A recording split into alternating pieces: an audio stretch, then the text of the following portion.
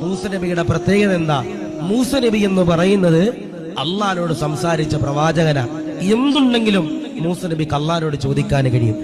ആ മൂസ നബി അലൈഹി സ്വലാത്തു വസ്സലാം അള്ളാഹിനോട് ചോദിക്കാ, പടച്ചോനെ, എനിക്ക് നീ നൽകിയ സൗഭാഗ്യം പോലെ വേറെ ആർക്കെങ്കിലും നീ കൊടുത്തിട്ടുണ്ടോ?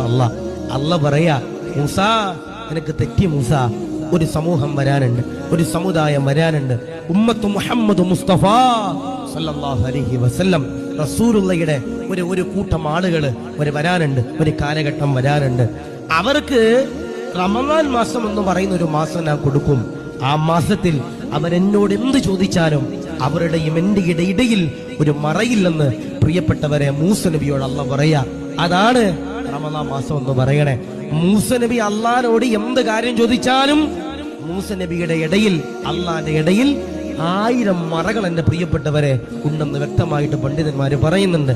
എന്നാൽ ഒരു വിശ്വാസി റമദാൻ മാസത്തിൽ അള്ളാഹിനോട് എന്റെ പ്രിയപ്പെട്ടവരെ റമദാൻ മാസത്തിൽ കരഞ്ഞുകൊണ്ട് ദുആ ചെയ്ത് കഴിഞ്ഞാൽ ആ റമദാൻ മാസത്തിൽ എന്തല്ലാനോട് ചോദിച്ചാലോ നിങ്ങളുടെയും അള്ളാന്റെ ഇടയില് ഒരു മറയില്ലെന്ന് നബി മുഹമ്മദ് മുസ്തഫ സല്ലല്ലാഹു അലൈഹി വസല്ലം. അത്രത്തോളം മഹത്തരമുള്ള മാസം.